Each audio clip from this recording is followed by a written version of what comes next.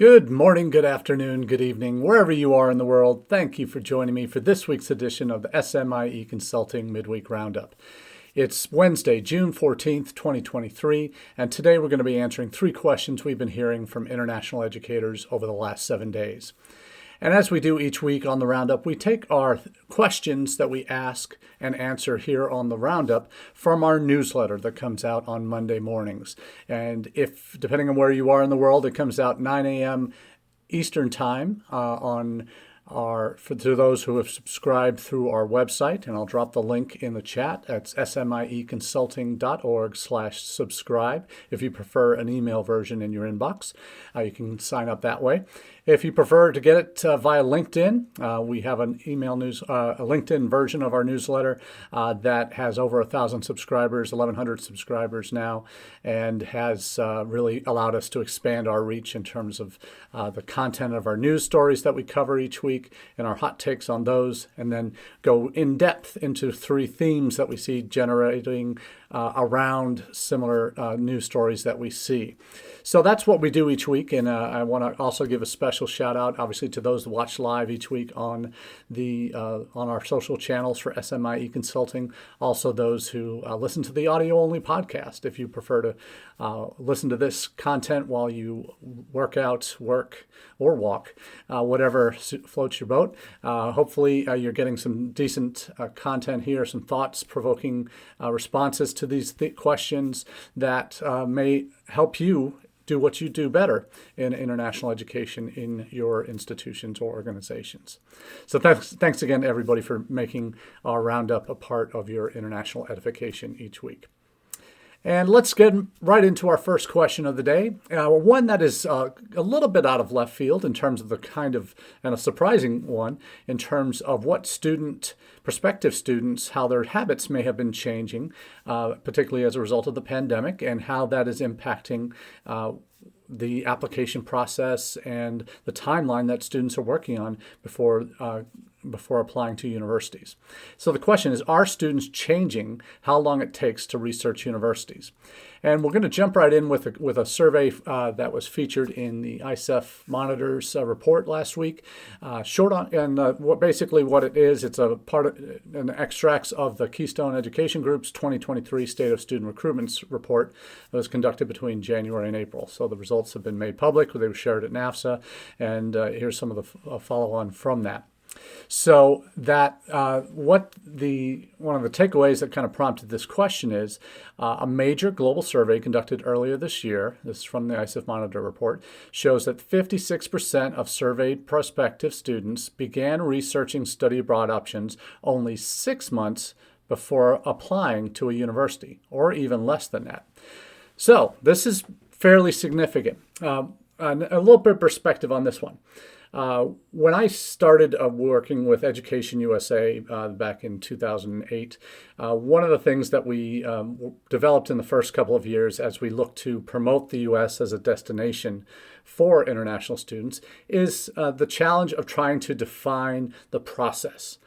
Because the process begins with a heavy amount of research and understanding of what the options are for students before they actually choose to apply and where they choose to apply, narrowing down their list and all of that wonderful thing. When we share in what we came up with at the time, developing your 5 steps to U.S. study, which is still very much a part of how Education USA talks about U.S. higher education to prospective students and parents all around the world at the undergraduate and graduate level. One of the things that we talk about is for undergraduates in particular, which was the primary focus here, and graduate applicants, but primarily undergrad, is you looked at how long should students start their process before they want to enroll? So this is a little bit different question here, but at a minimum, we would talk 12 to 18 months out from when they plan to enroll. That they would start their search. Now, this survey asks how long is the front end of that process, the research phase, before you start applying. So that's obviously a different end game, but it's saying within 6 months. So I think what we see in the looking historically back, we would say because in the U.S. we see our domestic students seriously start researching in their junior years, so potentially up to a year and a half, 2 years before they enroll. And if they're starting in their junior year, that's a full year before they apply. Now what we're seeing with international students, and maybe this is because so many more institutions have gone test optional. That's one potential cause for this. One of the factors that usually was an important step in the decision-making process is visiting campuses and finding out what you want to do. Now, with obviously the pandemic really impacted how students choose, particularly domestic students even domestic students choose not to visit in as large a numbers. They may have it high on their list of things to do when they're sophomores or juniors, but when it comes down to it, not as many actually visit colleges before they make their decisions. This is another survey that came out from Encora, State of College Campus Visits, and it shared that in their most recent student sentiment research indicated that 82% of high school sophomores and juniors reported plans to visit colleges before they apply. Okay, yet only 48% of seniors said they did. So the expense, the organizational piece of having to physically visit, that everybody thinks it's a good idea. The greater majority, 82%, when you're a sophomore and junior, think it's a great idea. I want to definitely visit these campuses before I decide where I'm going to apply. Those decisions are getting pushed. Maybe they don't visit at all until they enroll, or only after they're accepted and they go to one or two campuses that they've been accepted at. So this is redefining how students are conducting their research, what's important in that research, and why perhaps do we see the numbers or the percentage of students that are not visiting campus that are potentially also the ones not or starting their process sooner. Part of that might be the test optional piece that, as I mentioned, that there are so many more colleges now have, and we'll have a story about that in the newsletter next week, but so many more colleges now are not requiring SAT or ACT. So those tests typically are taken in the spring, typically in the spring of the junior year for American domestic high school students, and when many competitive international school students will start taking their SAT, ACT in the spring, and then once again in the fall of their senior year.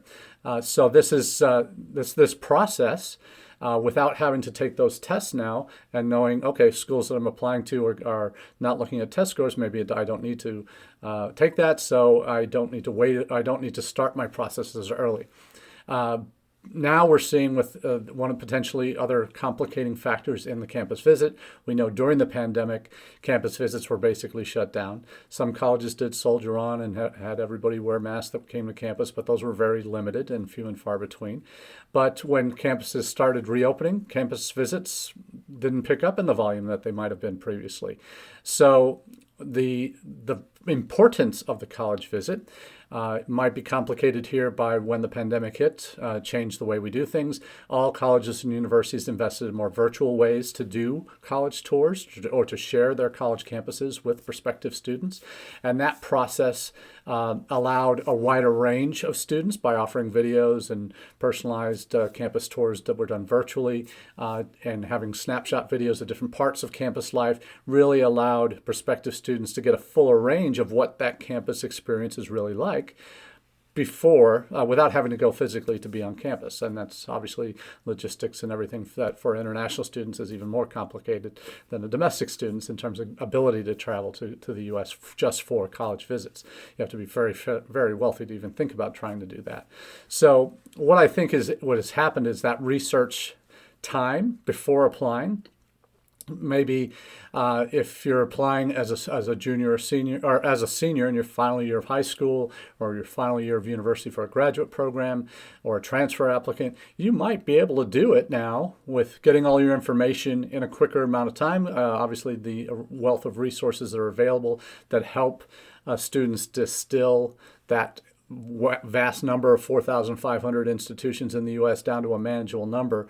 there's a lot more options to help students do that. There are a wider range of agents available, wider range of online sources, more instantaneous responses that they can get from campuses and potentially prospective current students on those campuses that can help outline what the actual campus situation is like, and students can get a much more robust picture earlier in the process, as in the past, the universities were a little bit more in control of the messaging in terms of what students got at different points in their application journey or admissions journey to applying to and being admitted and enrolling in their universities.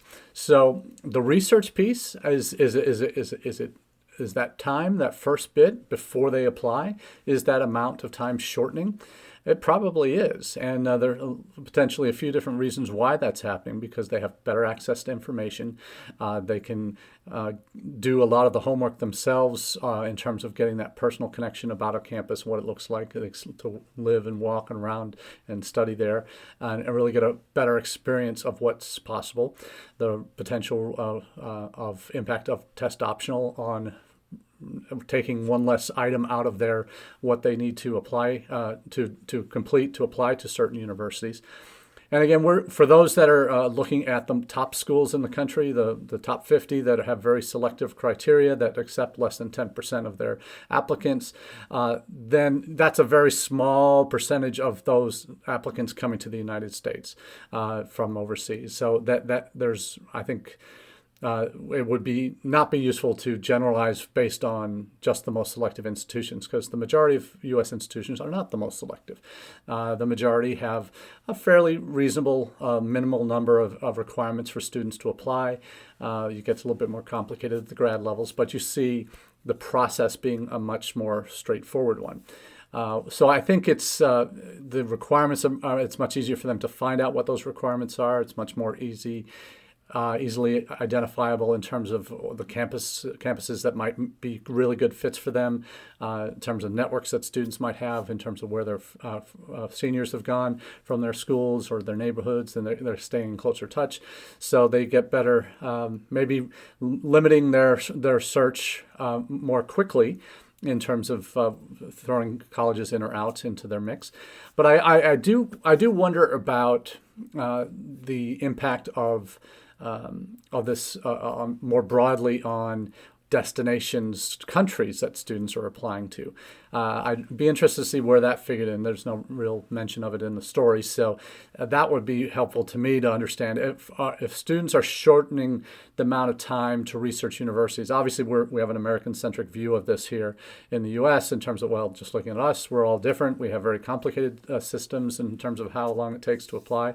But if students are looking at the U.K., where it's UCAS, and this is all you need to in terms of how to apply, that's a very simple process.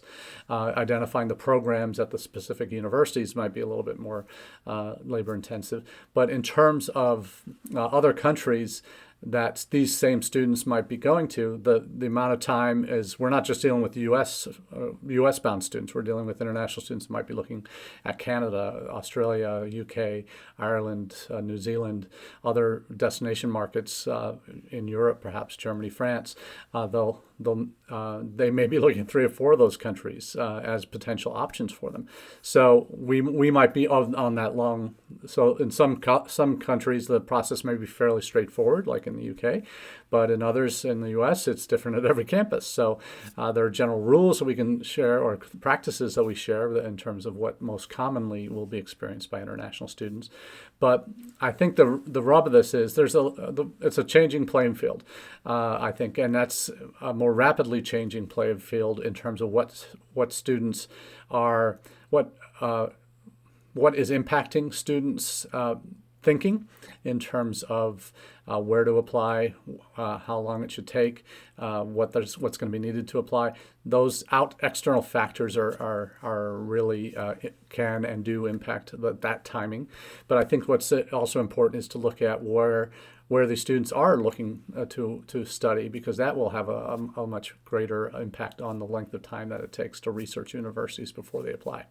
But to have the majority be applying within 6 months of starting their research, That's a pretty significant number, 56% from this Keystone survey of over 23,000 students, I believe. So there's some volume there that does lend some value to this. What I will say also, when you look at the survey from Keystone that's featured in this ISEF Monitor report, it said 3/4 of the students were also worried about safety of studying abroad, particularly when it comes to the prospect of racial discrimination. So the survey did have some interesting data points there. What has also impacted the number of impacted the results, but maybe answering that question, but also overall in terms of the time limits or time it's taking to apply before applying. Roughly half of all students in this particular survey were from Africa, where there's histories of lower visa success rates across the board for country destinations. So I think that might be impacting some of this piece as well. The other interesting factoid from here: students want to work while studying, whether part-time, full-time, or through internships. So that's something, it's an expectation that they have. So when we talked last week about meeting student expectations, that might be something you want to address early on in the comm flow to let them know what the realistic options are. Because if you're in Australia or Canada or UK, when they can work off campus 24 hours a week from the start, that's a different prospect than only being able to work 20 hours a week on campus for perhaps jobs that aren't going to earn as much as working off campus. So that's something that impacts this. So interesting dynamics. Every survey is a little bit different, and some you take with a grain of salt, but this theme of the time it takes for students to do their research shortening before they apply, I think that's one to pay attention to longer term, and thinking about why that's happening and how your comm flow might get impacted. We all know that students do a lot of research before they apply to us, before they even reach out to us to contact us. They may do their shadow shopping or mystery shopping on our websites, and we don't really hear from them until they apply. So tracking that journey is a little bit more complex for colleges in the U.S. to understand that narrative, but understanding that means they're making decisions on your institution without really even reaching out and letting you know they're interested. So that is something that we all need to be better aware of in terms of how we plan and how we make sure our sites have as much information as possible that answers these questions, that helps them make decisions on to apply as early in the process and make sure that we're able to identify the needs that these students have or the major expectations that they have that we need to either temper or readjust to make sure that they're aware of what the true story is in terms of what their life would be like if they join your college campus. So that's question number one. Let's move on to the second question is one that is a topic we cover regularly on the Roundup, and it always seems during the summer months to gain particular momentum, and that's related to the U.S.-India student pipeline, or India to U.S. Student pipeline. And the question is, how big will that pipeline grow? We've seen over recent weeks and months, we've seen a lot of attention being put on expanding access to visa appointments for U.S.-bound Indian students, and not just students, but also other visa categories that have had outrageously long wait times for a B visa to be taking more than a year to come for a visit for business or tourism. Student visa times have come down dramatically thanks to expanded visa appointment slots, to expanded access to those that have previously had a U.S. visa that have gone through security clearances in the last 5 years, not having to come and actually make the visa appointment. They just file their paperwork and then it gets sorted that way. So the reality is in India, I think the signs have been coming for a while that this market is going to be exploding. It's already going to be, as of this fall, the number one student market in the United States in terms of total volume and in terms of new students. I believe that 100%. This fall we'll certainly see that. And the demographics are only going to be increasing. You see some of the complications that other destinations have had related to India with Australia. There's Certain universities are not have stopped recruiting in certain Indian states because of huge volume of fraud that they've seen coming out through applicants there that have worked with dodgy agents. You've seen the issue of the two-step migrants from India to and South Asia to Australia and the challenges that has posed. So there's been a lot of negative press as of late for Australia. The UK has seen more positive results as of late. Their numbers are coming up as their China numbers are starting to edge back down. So as a market, it's just huge. It's also now the most populous nation in the world. But certainly in terms of that young population, largest physical number of youth population, college-age population anywhere in the world is in India. So that's why there's that real growing demand. And we talked also about the increasing undergraduate demand for U.S. education and other countries. So that pipeline on a lot of different levels is growing dramatically. Now the story that's coming out is from the U.S. mission in India. That they're gearing up for what they're calling another record Indian student visa applications this year. So it looks at last year's number, a record-breaking 125,000 Indians were issued student visas in 2022, and they're saying in 2023 they're going to set another record as they expand. They have just recently had Visa Day in early June. That they prioritized across the country at all the different embassy and consulate locations for student visa interviews, that they recorded the highest volume they've ever had on that day. They also have recently the new U.S. consulate in Hyderabad has opened with an amazing number of additional visa windows that students can be interviewed at. There's been a lot of resources in terms of staffing poured in to make this happen. So I mentioned earlier on one day, in the Visa Day that they mentioned, they had 3,500 applicants this past Wednesday that applied for student visas. So the vast majority are getting approved. We're seeing some of our agents that are working on the ground in India posting successful days, the number of student visas they had approved. One of our agents is posting over 90% success rate. So those are encouraging steps and data that all point to one fact, that India is going to be the number one sender to the United States this fall and overall volume to the U.S. In terms of international students. So it's really exciting to see these results that international students from India coming. There's been a lot of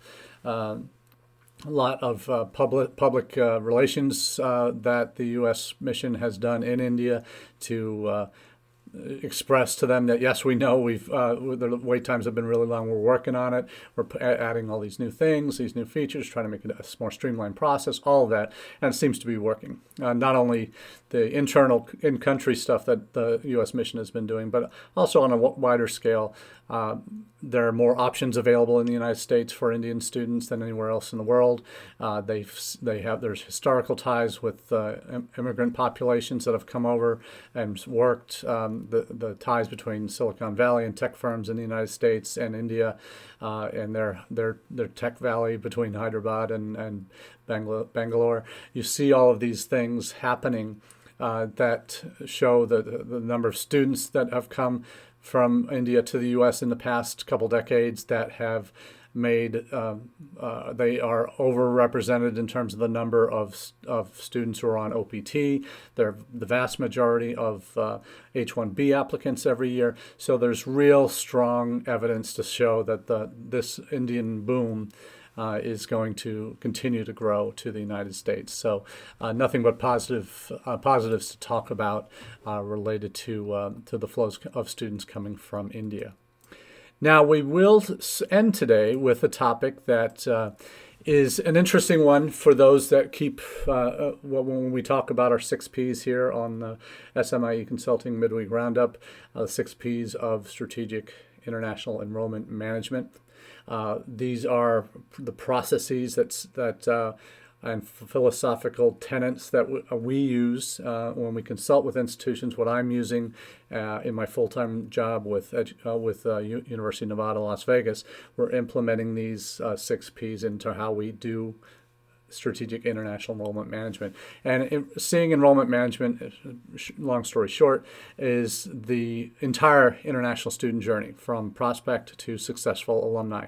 And that is the journey we want all of our students to complete. And when we focus as an institution on all those elements, not just in the front end of the process, getting them to campus and taking care of them once they, in that first week or two, but also at each point during their journey on campus and preparing for life after graduation, we want their experience to be one that is recognized as significant and different and important by various offices on campus that will have to have services that cater to these students that have very different needs than the typical U.S. applicant or U.S. student coming to our college would have. So what are those 6 Ps? First one up is perspective, having that global perspective. And here's what we're talking about here in terms of perspective.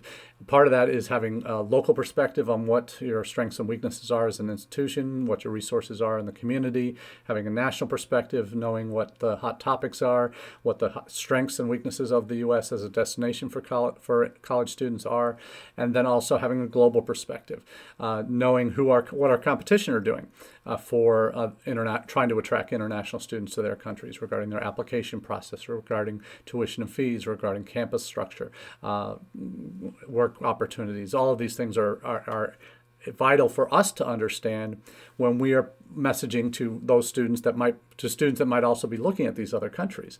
So knowing what other countries is doing. So this last question is related to China, and it says, is charging international students much more the route to success for Chinese universities?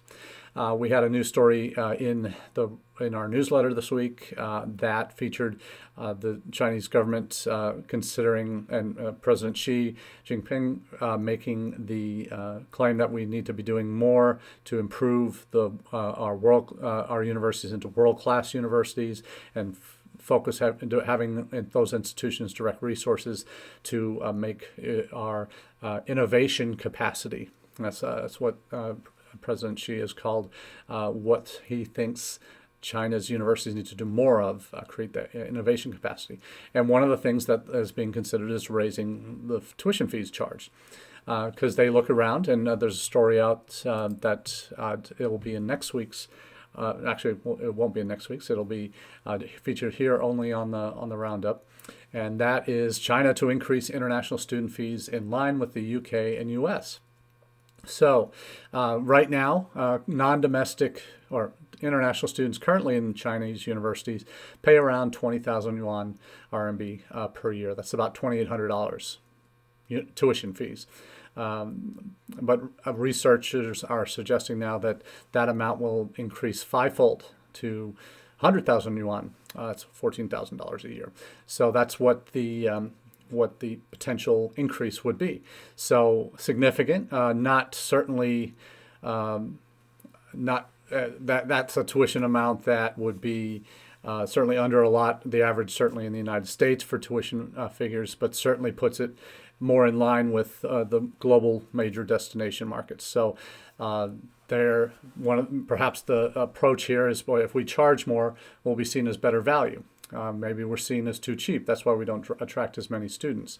So this is the thinking now from China, that one of their paths towards that more world-class universities is we need to be charging international students more to study here.